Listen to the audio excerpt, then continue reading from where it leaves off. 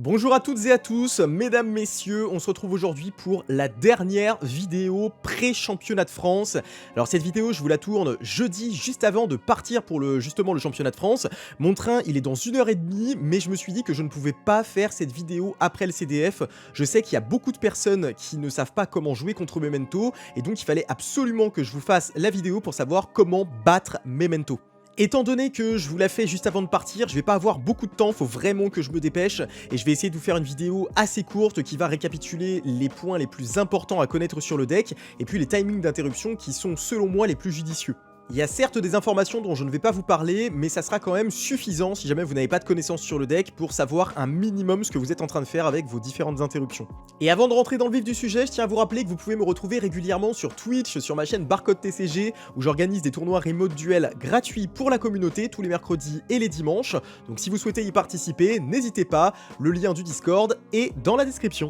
Allez, maintenant que c'est fait, on va donc pouvoir passer au cœur du sujet, et notamment donc ce que fait Memento et comment battre ce deck, parce que c'est pas forcément simple pour tout le monde. Alors Memento, c'est un deck qui va baser sa stratégie sur le fait de détruire ses propres cartes, généralement ses propres monstres, afin de déclarer des effets ensuite au cimetière quand ces monstres sont détruits, ou bien de rendre ses plays plus puissants, notamment par le biais de la fusion. Le deck peut se jouer dans sa version pure, mais il est également jouable avec un package plus ou moins important de Finsmith. Et puis, il y a une troisième possibilité pour le jouer, ça va être de rajouter une petite engine de Goblin Bikers qui permet d'extend, d'avoir accès à son engine, mais également d'avoir un match-up qui est un petit peu plus simple contre les Ryzil.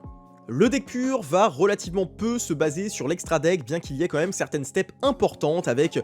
deux de ces fusions qui vont lui permettre d'accéder à de l'engine et même d'avoir accès à des interruptions, tandis que la version Finsmith va beaucoup plus cycler au travers de l'extra deck avec les cartes Finsmith, donc notamment la séquence, le Requiem, plein de cartes que vous connaissez d'ores et déjà. Le deck va généralement se retrouver avec 12 free spots, il y a certaines versions qui peuvent monter jusqu'à 15 free spots, mais c'est assez compliqué lorsque le deck reste à 40. Ceci étant dit, ce qu'il est important de noter sur les free spots, c'est que vous devez vous attendre à avoir des high impact cards quand vous allez affronter ce deck là. Ça peut être des Mold Charmy, mais ça peut également être des board breakers. On a notamment vu beaucoup de droplets, de super poly, mais également de Book of Eclipse dans les variantes de Memento. On va pas revenir sur l'intégralité des cartes de l'archétype, ça je vous laisse faire ce travail là de votre côté, on n'a pas le temps aujourd'hui, mais je vais quand même revenir sur plusieurs cartes qui sont selon moi extrêmement importantes à connaître. Et la première carte dont on va parler, c'est le Boss Monster, impressionnant, 5000 d'attaque, 5000 de défense. Pour l'invoquer spécialement sur son terrain, votre adversaire, il va devoir remélanger des monstres Memento depuis le cimetière ou la main dans son deck.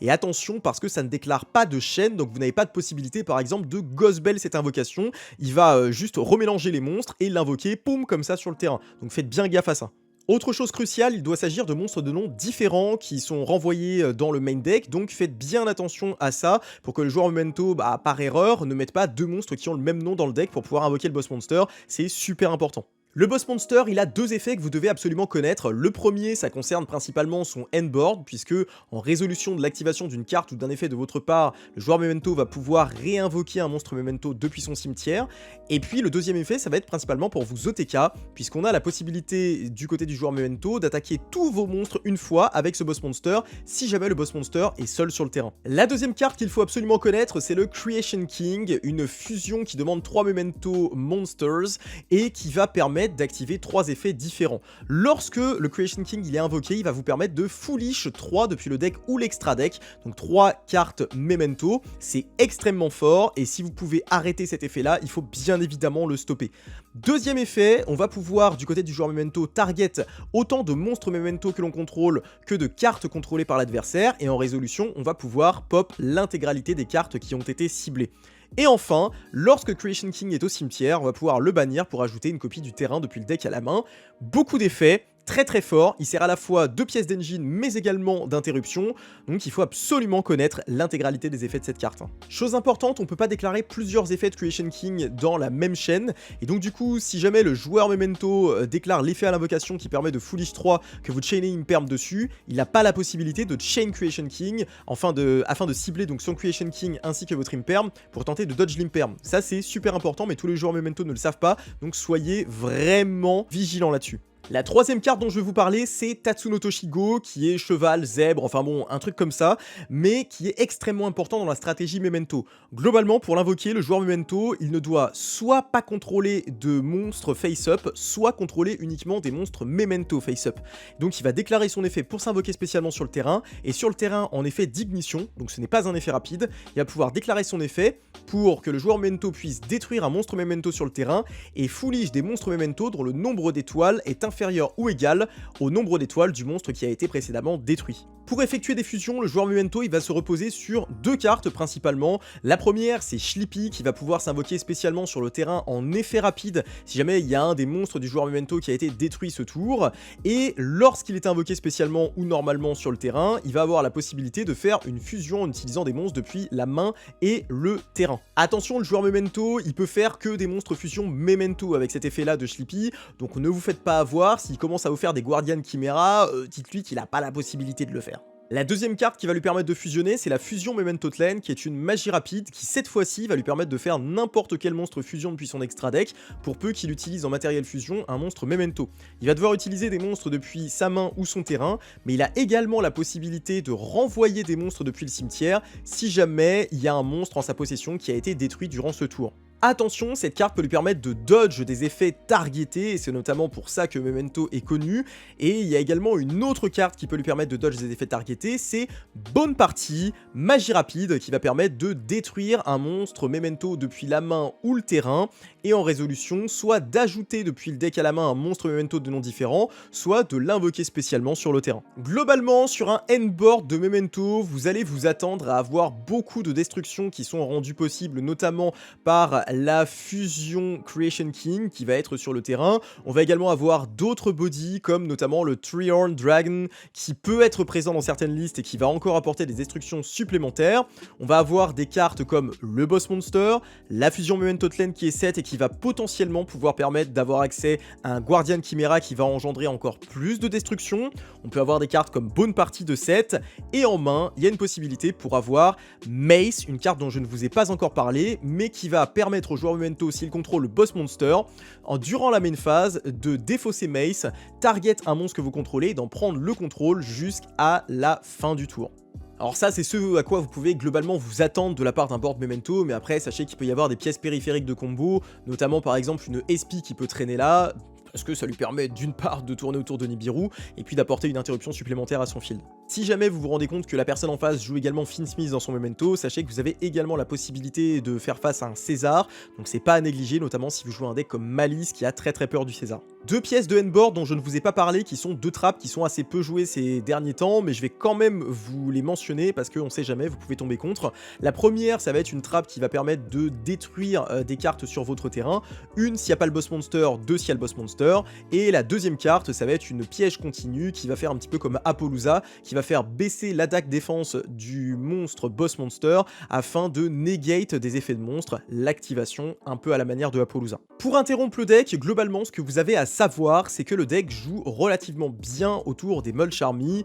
Même si vous lui mettez un Fuvalos, c'est pas du tout une fin de partie pour le deck. Il va certes vous faire draw 2, voire 3 le cas échéant, mais il va mettre en place un full field et il faut se lever tôt pour passer le field parce que, comme vous avez vu, il y a quand même pas mal d'interruptions qui sont layer, des interruptions qui sont au cimetière, des interruptions qui sont sur le terrain, mais également dans la zone MP, et puis vous avez la Mace qui est en main, donc c'est assez complexe de passer ce genre de terrain là. Concernant le Purulia, pareil, ça va pas forcément beaucoup vous faire draw, il va y avoir l'invocation du Tatsu, vous allez avoir l'invocation du Schlippy, mais au-delà de ça, il va pas y avoir beaucoup d'invocations qui vont être faites depuis la main, et donc du coup, ça fait que les Charmies sont ok tiers, mais c'est vraiment pas extraordinaire contre le deck. Meowl, c'est potentiellement celui qui aurait le plus d'intérêt, mais après la question c'est de savoir si vous préférez piocher les cartes ou bien si vous préférez avoir des interruptions directes, parce qu'une fois que le deck est lancé, ça va être très compliqué de l'empêcher de faire son board final. Globalement, les interruptions targetées, c'est pas forcément incroyable contre le deck parce que c'est du gamble, vous le savez, il y a des cartes qui permettent de dodge ces interruptions targetées, on a vu la fusion, on a vu Bonne Partie, mais il y a également les cartes Goblin Biker qui permettent de les éviter, mais si vous avez des Imperm et des Veilers, je vous conseillerais tout de même de les placer en priorité sur le Tatsu, étant donné que cette carte-là va permettre de faire un plus monumental et de déclencher toutes les lignes de play. Si vous en avez plusieurs, vous avez également la possibilité de le placer sur la fusion Creation King, puisque empêcher de Foolish 3, évidemment, c'est un plus monumental que vous empêchez de faire à votre adversaire, et donc du coup, bah, si vous devez mettre quelque chose, mettez-le là-dessus. Évidemment, il y a des lignes de play spécifiques où votre adversaire va commencer par exemple par une norme gobelin et ça veut pas forcément dire que votre adversaire là il a une super main et dans ces cas-là ça peut valoir le coup d'imperm dessus, mais là encore une fois je vous donne des conseils assez rapides pour que vous sachiez en très peu de temps comment réagir face à Memento. Concernant H, la N-Trap qui est probablement l'une des plus utilisées actuellement, eh bien vous avez plusieurs targets. Si votre adversaire il commence avec Tatsu, pour déclencher tous ces plays, vous avez la possibilité de H le cheval, et là pour le coup il va pas pouvoir dodge cette interaction là. Il y a également d'autres possibilités, s'il commence directement par exemple une magie de fusion qui fait la fusion Creation King, vous pouvez H l'effet de Foolish 3, ce qui va lui mettre un gros coup. Et puis enfin vous avez également la possibilité de H la bonne partie si jamais votre adversaire commence directement par bonne partie, parce que ça peut vouloir dire qu'il n'a pas accès à l'engine dont il a besoin pour mettre en place tous ses combos. Si vous avez la chance de jouer Impulse, qui est une excellente carte, eh bien je vous suggère de placer la Impulse sur l'un des deux effets de fusion, que ce soit la magie de fusion ou bien le Schlippy, étant donné que ça va limiter fortement ses accès aux fusions et donc ses possibilités de déployer son jeu. Il y a pas mal de joueurs qui se remettent à jouer Gospel, et si c'est votre cas, vous avez la possibilité d'annuler la fusion avec la fusion Memento Tlen, puisque le joueur Memento a la possibilité de renvoyer des monstres depuis son cimetière dans son deck, donc ne vous en privez pas, ça va agir un petit peu comme une impulse, et ça va évidemment l'embêter fortement. Sur certaines lignes de play un petit peu fragiles, vous avez également la possibilité de Gospel la Reborn du Gathic, ce petit monstre qui ressemble à un Kuribo et qui va à l'invocation permettre de récupérer un monstre depuis le cimetière dans la main, notamment le Schlippy qui va permettre derrière de le faire lancer tous ses combos. Donc ça peut être une solution de Bell le Gathic, mais en cas de doute, lâchez la Gospel sur la magie de fusion. Il y a des joueurs qui jouent encore Ghost Ogre, et si c'est votre cas, je vous invite à placer cette Ghost Ogre sur le terrain. C'est potentiellement la meilleure interaction que vous puissiez avoir avec la Ghost Ogre. Alors vous avez également d'autres possibilités, notamment de le faire sur le cheval, sur Tatsu, puisque si Tatsu est Ghost Ogre et qu'il n'y a plus de monstres Memento en résolution sur le terrain, bah l'effet de Tatsu ne va pas pouvoir se résoudre, et là vous allez mettre un énorme coup à votre adversaire. Concernant les Beasthead, ils ont une utilité assez bizarre, étant donné qu'il y a plein de monstres qui ne sont ni light ni dark dans Memento, mais cependant vous avez la possibilité de placer un bestial stratégique sur la Reborn du Gathic. Si votre adversaire comporte un monstre sur son terrain, bah vous allez avoir la possibilité de bestial ce Gathic. Le Gathic ne va pas pouvoir se réinvoquer, il va pas pouvoir récupérer le monstre qu'il voulait récupérer depuis le cimetière. Donc c'est plutôt coolos évidemment, et ça peut être une interaction sympa, mais sachez qu'il y a des possibilités de line où il n'y aura pas de monstre sur son terrain quand il va vouloir réinvoquer le Gathic, et là c'est un peu plus embêtant. Sachez que dans certains cas, le joueur Memento, il va d'ailleurs vouloir récupérer une carte Memento et non pas uniquement un monstre, et ça peut notamment lui donner un accès à la fusion. Donc un Beasthead sur Gathic pour l'empêcher d'avoir accès à cette fusion, ça peut être incroyable. Et puis enfin, la dernière carte dont je vais vous parler, ça va être Nibiru. Nibiru qui peut être excellent contre le deck, tout comme il peut être relativement naze. Pourquoi? Parce que si le joueur Memento a d'ores et déjà fait l'intégralité des interactions dont il avait besoin et qu'il a mis en place une ESP pour tenter de se protéger du Nibiru, bah ça peut être assez compliqué de le nib correctement, et il y a d'ailleurs pas mal de lines qui tournent autour de Nibiru, mais dans certaines lines, si vous avez interrompu votre adversaire et qu'il n'a pas assez de body pour mettre en place la SP avant, bah vous avez la possibilité de le Nibiru une fois qu'il a réinvoqué le boss monster, et là du coup ça devrait pas être possible pour lui de le réinvoquer une deuxième fois, puisque attention, il peut l'invoquer deux fois ce boss monster, c'est pas limité à une invocation par tour,